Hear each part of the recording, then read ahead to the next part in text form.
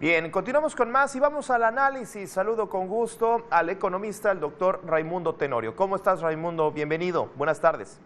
Buenas tardes, Gabriel. De nuevo, un gusto saludarte a ti y a toda la audiencia. Oye, Raimundo, preguntarte, ¿cómo observas, teniendo en cuenta la situación económica? Hemos analizado también la inflación y cómo le está pegando a algunos estados. Ayer platicamos también sobre el panorama económico general, la inflación, hasta cierto punto las finanzas públicas del gobierno federal. Pero un punto importantísimo es también hablar un poco de la pobreza laboral. Muchas personas perdieron su empleo, recuperaron una fuente de empleo, pero ni siquiera les alcanza para poder comprar lo mínimo indispensable de la canasta básica. Esto a unos días de la elección. ¿Cómo consideras que se percibe hasta el momento y teniendo en cuenta que estamos por cerrar campañas, Raimundo, sobre este tema en específico? ¿Cómo no, Gabriel? Bueno, mira, partamos de datos y no de relatos. Como todos sabemos, el Consejo Nacional de Evaluación de la Política Social, el Coneval, hace mediciones con información de la Encuesta Nacional de Ingreso y Gasto de las Familias proveniente de INEGI, hace mediciones también con la Encuesta Nacional de Ocupación y Empleo, y con esos datos construye un modelo de interpretación de lo que es la pobreza laboral, es decir, el porcentaje de la población con un ingreso laboral equivalente e inferior al de la canasta alimentaria. Mucho ojo con esto. Se le llama pobreza laboral, pero no quiere decir que el 40%, que es la última medición de Coneval, que son 55 millones de personas, sean las que por la característica de este adjetivo de laboral estén trabajando. Mucho cuidado. Pobreza laboral significa el ingreso equivalente que tendría que contar una persona para poder pagar la canasta alimentaria. A manera de ejemplo, y para no equivocarme, permíteme tomar un dato aquí. Una persona que trabaja No, actualmente, por adelante. ejemplo, en la industria manufacturera, gana al mes 5,578 pesos al mes. Con esos 5,578 pesos tiene que regresar a la casa y alimentar a la esposa y cuando menos a 2 niños. Y Ujú. es ahí entonces donde se mide la pobreza laboral. La pobreza laboral, por eso, a nivel ingreso rural, es de 1,201 pesos con 87 centavos. Repito, 1,201 pesos 87 centavos. Y a nivel urbano, es decir, a nivel de las ciudades, son 1,679 pesos. Es equivalente entonces a un ingreso laboral para que una persona pueda subsistir. A lo mejor, mi querido Gabriel, hablamos mucho de esta comparación de que no se tiene ese ingreso laboral equivalente para pagar la canasta alimentaria. ¿De verdad conocemos lo que contiene la canasta alimentaria? Y también me voy a permitir aquí nada más leer los datos que tiene la canasta alimentaria. Tortilla de maíz, Sí. pasta para sopa, galletas dulces, una pieza de pan blanco, una pieza de pan dulce, medio plato de arroz, un bistec. ¿Conoce usted lo que son 10 gramos de queso? Es decir, es una rebanadita apenas de queso. Eso está en la La canasta nada, la alimentaria. nada. Nada, cebolla, chile, jitomate, frijol, 64 gramos. Es medio plato de frijol y hecho en caldito, cocido. Una naranja. Es decir, estas mediciones que yo les comparto son mediciones oficiales que están ahí en la Encuesta Nacional de Ingreso Gasto de la Familia. Recordarás mucho, Gabriel, que alguna vez se hizo aquella medición de que en algunos países de América Latina, los más pobres como Haití, no se podría vivir ni siquiera con el equivalente a $1 por día. Bueno, en Ujú. México, el equivalente para que una persona pueda sobrevivir, de acuerdo a esta canasta alimentaria, hoy es de $2. Entonces, si quien percibe un ingreso como trabajador lo lleva a su casa para alimentar a su familia y ni siquiera el ingreso que tiene mensual le permite dar estos gramos, estos mililitros de alimentos a su familia, quiere decir que ni siquiera llega a los $2 por día para alimentar a cada miembro de su Ujú. familia. Entonces, por esa razón es muy importante tu pregunta, repito, porque la medición de Coneval está en términos del equivalente de lo que sería un día de canasta alimentaria, que serían en el caso rural Sí. 40 pesos y en el caso de una ciudad 56 pesos. Entonces, cuando una persona, un jefe de familia, ni siquiera gana el equivalente para llevar a su familia, se dice entonces que estamos en pobreza laboral. Y esta circunstancia, pues desafortunadamente incrementó en este 2021, en el 2020, por ejemplo, comparado contra el 2019, incrementó en 10 millones de pobres.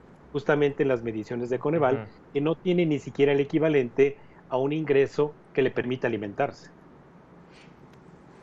Oye, me llama la atención que analizando sobre todo es digamos, la lenta recuperación en territorio nacional, sobre todo en materia de pobreza laboral, algunos estados en donde, digamos, se centra su economía en el sector terciario, en servicios, restaurantes, hospedaje, digamos que les pegó muy fuerte, pero han estado, bueno, avanzando, sobre todo en la generación de empleos. Ojo, generación de empleos que, bien dices, no es lo mismo, pues sí tengo un empleo, pero no me alcanza para nada.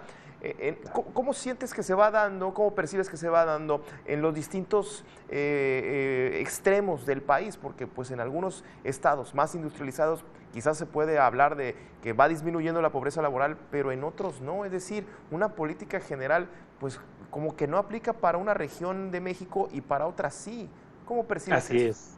es. Mira, igual con las mediciones de INEGI, tenemos la llamada población económicamente activa, que son los mayores de 15 años que están en condiciones de trabajar, sea en la economía informal o sea en la economía formal. Entonces, si tenemos nosotros en la población económicamente activa 55 millones de personas, dos terceras partes de esos 55 millones están laborando en la economía informal y solamente una tercera parte de esos 55 millones están en la economía formal. Cuando tú me preguntas, bueno, de acuerdo a la recuperación que llevamos en la economía, en el sector servicios, qué puestos de trabajo se van recuperando, fíjate lo que son las cosas. Hoy se van recuperando más rápido la ocupación informal que la ocupación formal, porque en la ocupación formal estamos hablando de las áreas de servicios, servicios educativos, servicios logísticos, servicios de alojamiento temporal, hoteles, comercios, restaurantes, donde acuden a lugares formales a prestar sus servicios de trabajo, y ahí es donde ha ido más lento en la recuperación del trabajo formal. Y lo que hemos visto es más rápido una recuperación quienes están en una condición de informalidad. Pero desafortunadamente en esa Ya. condición de informalidad se han precarizado los ingresos, Gabriel. Es decir, no están ganando ni siquiera el equivalente que ganaban previo a la pandemia. Eso justamente es a lo que nos lleva a determinar la pobreza laboral. Ya. Oye, ¿qué efecto puede tener a largo, bueno, a un corto, mediano y largo plazo que esté más rápida la recuperación de la pobreza laboral informal que la formal, Raimundo? Eso lo que nos está diciendo justamente es de que desafortunadamente con la desaparición de establecimientos formales, que también lo sabemos de acuerdo a INEGI, en el año 2020 en términos netos desaparecieron 614,000 establecimientos formales, es decir, desde pequeño comercio, mediana empresa, de ahí para abajo, grandes empresas no desaparecieron, Ujú. pero han cerrado también parcialmente.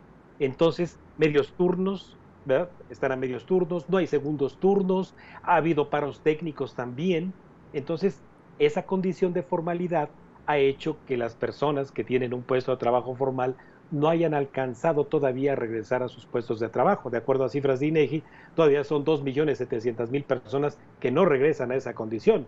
Y en la informalidad hemos Sí, visto una claro. recuperación más rápida porque no están en establecimientos realmente formales. Algunos sí, como son Sí, algunas claro. estéticas, son algunas verdulerías que ustedes ven ahí en los barrios que están en alguna condición de informalidad. Sí, pero sus ingresos se han precarizado justamente por el bajo ritmo de actividad económica. Oye, me queda claro que el gobierno en sus distintos niveles, pues no son bolsas de empleo, no son generadoras en ese sentido del empleo, pero sí pueden generar condiciones para que se generen más empleos, más y mejores. En este sentido, a este punto y a unos días de que haya cambios en por lo menos 15 gubernaturas, percibes propuestas que generen ese ambiente o ese escenario o ese terreno para poder generar más empleos? No, Gabriel, desafortunadamente hay una gran incongruencia electoral entre lo que se promete hacer para recuperar la actividad económica en sus localidades. Los gobernadores que van de salida han dejado de hacer ya su tarea cotidiana y los que van de entrada, pues obviamente tardarán en esa llamada curva de aprendizaje en tomar las riendas de los incentivos locales que tienen que otorgar, no a nivel solamente de su gobierno local, sino al gobierno municipal, a quienes realmente hay que apoyar, que son a las localidades pequeñas. Claro. Pues muchísimas gracias, Raimundo, por esta análisis muy interesante lo que nos comentas. Estamos entonces, pues esperamos, vamos a ver y espero que esa curva de aprendizaje no sea tan tardada como usualmente sucede. Muchísimas gracias. Al contrario, buenas tardes y hasta la próxima.